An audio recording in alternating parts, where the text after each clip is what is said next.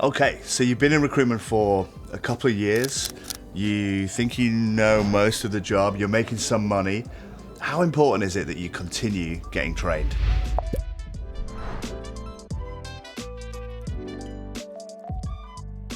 So what do you think, Alex? You know, we meet a lot of people that are in the second year, the third year, they're billing well. How important is training at that stage of your career? Personally, I think not much. Okay, so again, it might be Could be a quick video. That's amazing. No, I think in reality, I think the training is really, really important at the beginning because you need to get the right fundamentals in. You know, I think even if you're good and you start with the wrong fundamentals, that could be a problem. I think the training element comes in the transition between an individual contributor to management. That is another part where actually training is very, very, very important, and you need to get a mix of theory, strategy, and other elements into it. But I think up to senior con, a lot of it is just practice, in my opinion.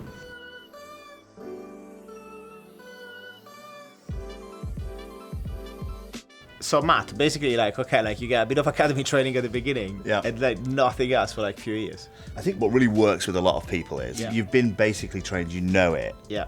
I think what really helps at that stage is to kind of have somewhat of a mentor. Yep. So somebody who has the skills, maybe has twice or three times the level of experience, has seen a lot of different situations and can maybe give you that, I think that's situational advice rather than technical advice. The technical thing might be the same, but a different situation, somebody who's been there and done it may just help you. And do you know what? They also help you with the other things like the ups and downs of the job and like internally how to keep motivated and that kind of thing I think can be really important.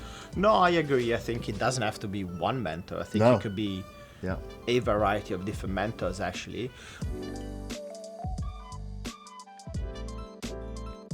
I personally think it's always very important to find a mentor within the company. I've never been a fan of actually external coaching, external mentorship at that level of career. I think, especially because I think someone from outside will never understand how that company functions and works. I think someone from the inside that is really familiar with the way the company works with a good degree of success, that can actually help you maybe even double your billing results, no?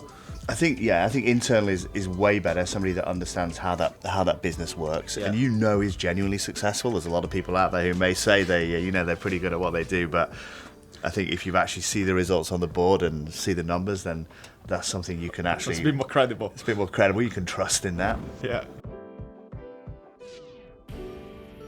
And I think self-improvement is it's something which is really I think a hot topic right now, and it's something which is a good thing. You should strive to improve yourself, but there's also a balance internally between, are you making an excuse for why you're not being successful and you're constantly searching for extra advice, give me some training, when actually the answer is maybe something as simple as hard work, dedication, like mastering the basics. So I think there is a balance. Yes, some mentorship is good, especially from someone who's proven and but just be a little bit careful you don't fall into the trap of using that as an excuse as to why you're not succeeding.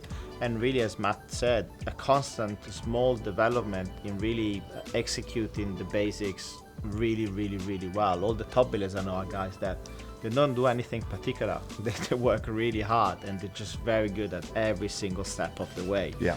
So if you are a senior consultant or an experienced recruiter and you're looking for an environment where you can get that kind of mentorship, we have, I think, a lot of great leaders and examples of that here. I think it's a great place to learn from the best.